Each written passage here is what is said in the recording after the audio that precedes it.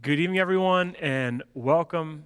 I'm here with Dr. Justin Smith on this new amazing set that was made and designed for us by Philip Pasanchin, our fearless leader who helps out with our Bible study. It looks awesome. I feel like I don't deserve to be on a set It's like probably this. too good for us. It's a little bit We too may have to good. step our I mean, game I up a feel like touch. it has always been a little too good for us, but this is like a whole nother Certainly. Yeah, it's layer next level. of goodness. Yeah. It looks awesome. I hope that Yeah. you enjoyed Philip's work. He brings a lot of his gifts to the table for us. I'm thankful for him designing this. We are continuing our look at the book of Exodus. And if you want to open up your Bibles to right at the end of Exodus chapter 1, then jumping into Exodus chapter 2, we're going to be right there this evening.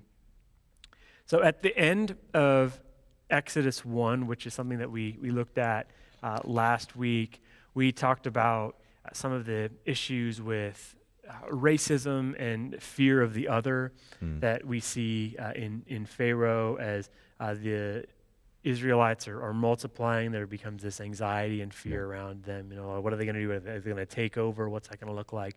And so Pharaoh responds this way. He gives this order to throw every newborn Hebrew boy, this is in verse 22 of chapter 1, into the Nile River. You can let the girls live, which just gives a little bit of, I think, a taste of just how evil he is, that the girls have some value because they can reproduce and all that stuff. But the boys, just get rid of them. They could do something, and we don't want to have to worry about them, which is just a real terrible thing. And then the story continues with the introduction of a character that becomes very much important in this narrative. So starting in chapter 2, verse 1. About this time, a man and woman from the tribe of Levi got married. The woman became pregnant and gave birth to a son. She saw that he was a special baby and kept him hidden for 3 months. But when she could no longer hide him, she got a basket made of papyrus reeds and waterproofed it with tar and pitch. She put the baby in the basket and laid it among the reeds along the bank of the Nile River. The baby's sister stood there at a distance, watching to see what would happen to him. Soon, Pharaoh's daughter came down to bathe in the river, and her attendants walked along the riverbank. When the princess saw the basket among the reeds, she sent her maid to get it for her. When the princess opened it, she saw the baby. The little boy was crying, and she felt sorry for him. "This must be one of the Hebrew children," she said. Then the baby's sister approached the princess. "Should I go and find one of the Hebrew women to nurse the baby for you?" she asked. "Yes, do," the princess replied. So the girl went and called the baby's mother. "Take this baby and nurse him for me," the princess told the baby's mother. "I will pay you for your help." So the woman took her baby home and nursed him. Later, when the boy was older, his mother brought him to Pharaoh's daughter, who adopted him as her own son. The princess named him Moses, for she explained, "I lifted him out of the water." So this is a very interesting story, and as I said, it starts really dark because it's because of this decree, kill all the boys, that this happens. A mother nurses her son for 3 months, can no longer hide this, and puts him in the river. I always find that interesting. I don't know what her motivation is as far as, are you hoping that it gets to Pharaoh? I don't understand what exactly the motivation is of putting the boy in the river, except eventually that he maybe gets found by somebody who isn't going to kill him. But it's interesting to me as I think about this that there's this terrible thing that happens that is done by this leader who is trying to stamp out a group of people, and yet God is able to be acting even in this really terrible thing. Yeah, I mean, I think maybe that's almost a core element to Israel's story, to be honest. Obviously we've touched a little bit here and there on Genesis and kind of talking about some of the overview of Genesis, but when we really start to get into the narrative of Israel as a people, as a nation, it's almost the core element of the story is the way that God does amazing things with them and for them and through them in the midst of these really terrible circumstances. Mm-hmm. So it's out of this genocide. Like let's call it what it is. Mm-hmm. Ethnic cleansing, genocide, the active desire to destroy essentially a people, to keep them from procreating, to keep them from growing. Out of this terrible moment, right? This terrible situation for this entire group of people, we will see this savior, this saving grace come out of it, and the way that God is ultimately going to be acting in the lives of not only Moses but of all of Israel. So, and maybe it kind of draws us into that reality. I think perhaps our theologies have been built around this idea, even though intellectually we know that bad things happen to good people. There still seems to be at times, I think, this way that our theologies are built around these notions of good things happening to good people, and our inability to either see God in the midst of pain and suffering, or the inability to deal with pain and suffering because we feel like it is, in many ways, divorced from our theological understanding of who we are in the relationship to God. And we've talked about this, I think, multiple times, either in our discussions of Mark, but even in some of our own, just between the two of us conversations. God stands in solidarity with those who suffer. God understands suffering because God has suffered, and he stands in solidarity with those who suffer. So he suffers not just for us, but with us. And that story of suffering is not just found with Jesus on the cross, but it is sort of deeply embedded in the DNA of Israel. And we see this in the sort of opening moments of what will ultimately be a redemption story. Yeah, and Moses is really, you could almost say, to the Old Testament what Jesus is to the New Testament.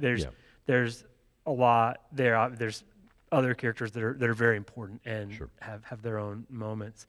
But if you're, to name 5 characters in the Old Testament, he's going to be one that people definitely say early on, and one that is very significant, and one that I think teaches us a lot, takes up a lot of this story of Exodus as far as what we see from him, what we learn from his character. And I just find it really fascinating that it's from this terrible thing that God is able to redeem. And that's easy to read in this story and go, oh, that's a really nice idea. But it's really hard when it's actually happening in your own life. But yet, I would say that there are things that I've gone through personally that I would not wish on an enemy, that I am, as I even think about them, they were hard to experience and endure. But I'm thankful for them. Like there's a gift in this that you see the way that God carries you through, that God redeems these things, that ultimately the best kind of redemptive move is when you're able to bless somebody else with your pain, and to, you're a little bit further down the line and you can come alongside somebody who is struggling. And so it's much easier to say after the thing has happened. But I think this idea is so central to ultimately the Christian faith, but just showing what God is doing the entire time, that eventually the cross, the worst event in human history, becomes the best event in human history. And just as you think about your own life and how a character like Moses is introduced, it's in the midst of this. It's not like going around pain and suffering. It's going like right through it.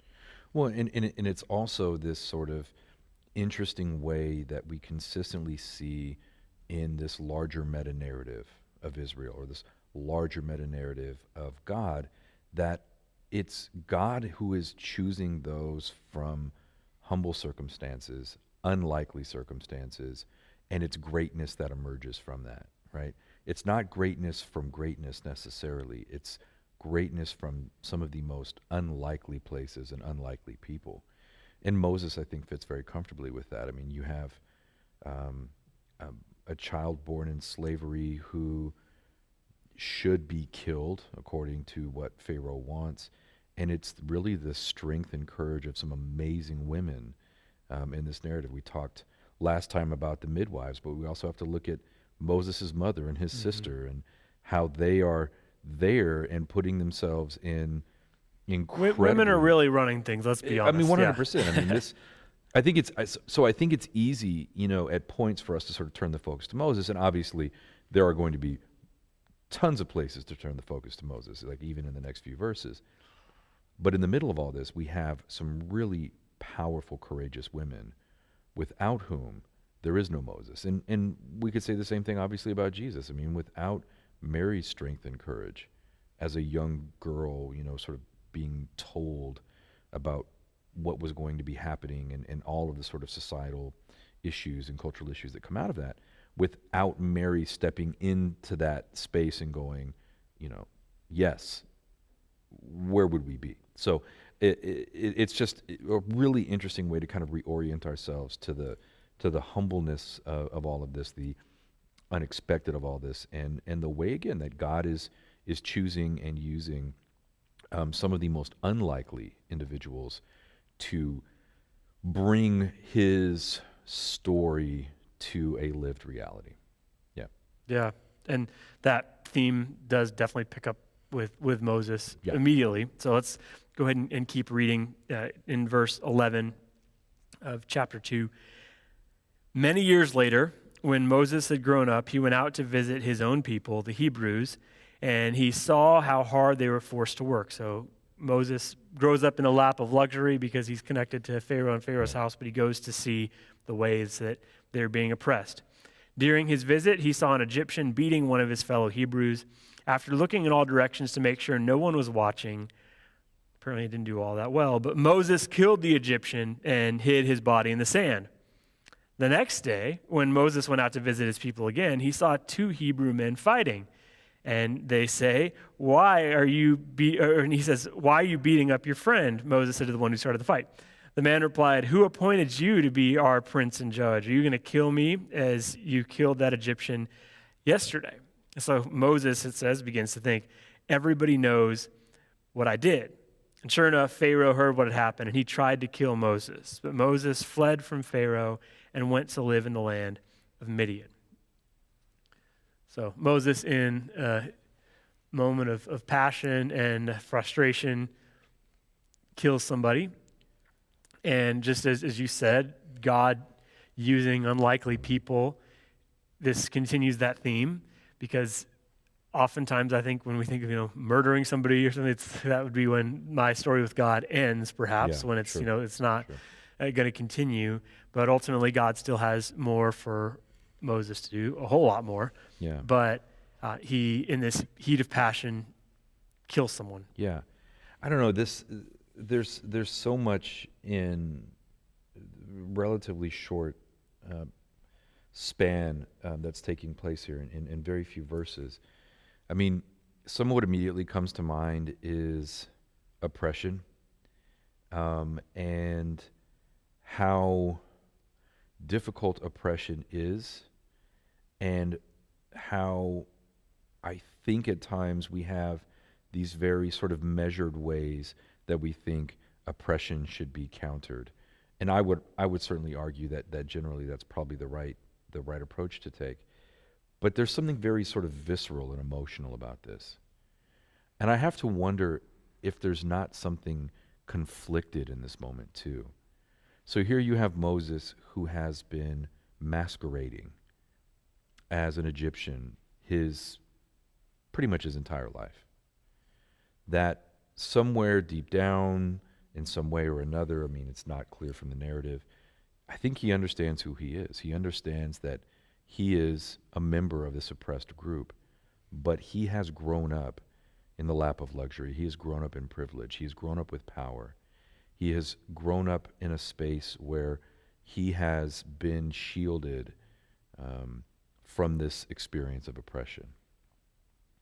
And I have to wonder if there's not some guilt and pain and shame, and maybe even resentment sort of wrapped up into all of that. And so here's this moment where Moses maybe feels like some sort of retribution, maybe striking a blow for the cause is a possibility. And he just doesn't apparently do it particularly well. I mean, if the goal was not to get caught or not to be seen, he strikes a blow. Again, I've always assumed out of anger, out of frustration, shame, embarrassment, all of these things. And like you said, I mean, I think for most of us, murder would probably be like this diverging point in our narrative, or at least a significant crossroads. And it is a crossroads, obviously, for Moses. It's what drives Moses out of Egypt, and sort of puts him on a path to being re-envisioned, reimagined, if you will, when he returns. But again, I mean, it kind of follows this larger theme of the way that God uses the unexpected in unexpected ways, but positive ways too. I mean, and it's difficult to sort of put a silver lining on a murder story, but there's something about this here that is in many ways not the end of his story, but the beginning of his story. Yeah. And God, I think, is going to use this and use this moment to be something that he needs to step away from. And I think there's times in our lives where we need to raise our hand and say, I'm going to step away from this for a moment to go and figure some stuff out. And I think of Moses' life, how he has 40 years in the temple, or with Pharaoh. This happens. Then he spends 40 years in the desert, and then 40 years with the people. It's like this interesting thing where he has these different life cycles. And I think that all of us in this moment of COVID and what that looks like as we are figuring out more normalcy, perhaps, as things get a little bit moving in that direction. But I think we find ourselves, most of us, in this waiting type moment of Moses' middle time, where there's stuff from our pre-time that there's guilt and shame from whatever has happened at one level or another. There's things that we've said, you know what, I don't want to go back to how this used to be. And we find ourselves in this space of what can I learn from this time? What can I grow in? How do I continue to develop myself? And I just hope that we've all used this time for some self-reflection and some space that I think Moses, like he needed healing. He needed some time to really become comfortable in his own skin and who he was. He needed to just have a bit of a reinvention on the other side for what God was eventually going to use him for. And I don't think we're very good at this. I think we want immediate, quick results. We don't want to spend 40 years wandering the desert. We want to spend 5 minutes reading the Bible app and then I'm good for the day. But we aren't good at finding this way of like really centering ourselves on God and who God is, and then allowing that to lead us. Yeah. And we need the desert spaces to help us in our active times. Yeah. And I think we definitely see that in the life and ministry of Jesus, that he's always in this place of acting and then withdrawing and acting and withdrawing. And we are just act. And I think that it's hurting us because we need this kind of this in-between waiting time. Yeah. And I just hope for myself personally, for anybody who's watching this, that you will emerge from this time as a better and different person because of some things that you've learned and done it with intention and integrity, and said, all right, there's some things that I want to carry out of this that I want to make better and move forward on for what God has next. And then I want to, when things get more normal, build in some seasons, some rhythms like this, right? Step in, back off, step in, back off. And I think that from the very beginning of Moses' story, we see that God sometimes needs you out of a situation to teach you some important stuff.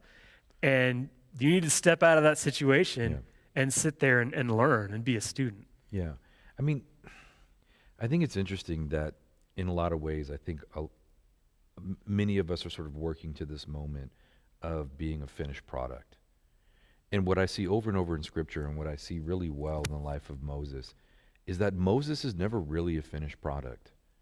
That it's this sum of these experiences, whether it's that period of his life in, in Egypt living with Pharaoh, or this period before he's, sort of called into this prophetic role, or even that space where he's growing into that prophetic role. And I think we sometimes remember that part of the story, but we sometimes don't. I mean, Moses has all of the excuses for why he can't be what God is calling him to be. And so he grows into that. And Moses is continuing to grow and sort of change and evolve and learn. And I think that is one of the really important takeaways from this, that Moses doesn't emerge from the Nile River fully formed. He is working through what it means to be the person that God is calling him to be. Mm-hmm. And it takes his whole life. Yeah. Like, he doesn't arrive. Yeah. He never arrives. He never arrives. And in the last season of his life, he makes mistakes. And keeps making mistakes, Yeah. right? I mean, spoiler alert, Yeah. he doesn't get to go to the promised land, Yeah. right? And you look at that and you go, man, what a raw deal. I mean, this is a guy who devotes the vast majority of his life to God and to shepherding a difficult group of people. I mean, as any large group of people would be. I mean, you know better than I do. And yet, there's still these things that he has to learn along the way, even up to the very waning moments of his life. Yeah. And I think of this scene of him killing the Egyptian because he's frustrated. It's this moment that he reacts. He has this, and it's not that he's not justified. There's oftentimes there's things that we see that make us angry, and as a parent, I think parenting is something that takes a lot of patience. It's a growing thing for us, and it's I think that this time outside of the time that God works on him in this middle period is something that we all need more of and need direction with. Something that I think is in our world today is sorely lacking is just patience, simply patience to allow a process to happen, allow things to get in a better space. I think that I've just seen it in my ministry, interacting with people. I think we have just these expectations because we live with technology that, if a text isn't going through, we just want to yell at our phone and be like, what's happening? Where is it? Or if an app is taking a few seconds longer to come up, we have these expectations that everything's going to be catered to us and delivered to us very quickly. And that trickles into everything that we do. And so we're just reacting from thing to thing to thing to thing to thing. It's just like react. And the problem with that is it's not healthy or helpful for sustained growth as a person. And it leads to amazing anxiety. Anxiety rates are higher than they ever have been. And this is before COVID, and suicide rates are dangerously high. So there's these things that we're seeing as a result of this, like this non-centered presence of I'm just going to react, I'm going to react. That I think we can see the results of this kind of thing in our own lives.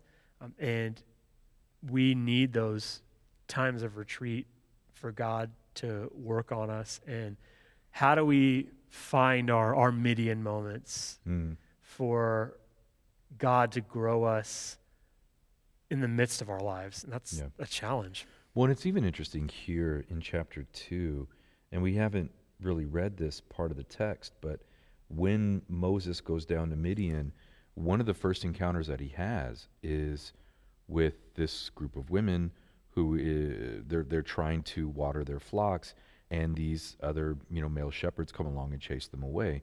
And Moses steps into that situation in a way to resolve that dispute, which is just the opposite of what's just happened, right? So we have this this attempt to resolve dispute that ends in murder. We have another attempt to resolve dispute that ends in sort of mocking. And finally, now on this third try, we see potentially, and granted there's less detail here, but we see potentially this move toward maturity, where Moses is now able to intervene in such a way that reconciliation of some sort or positive outcomes are possible.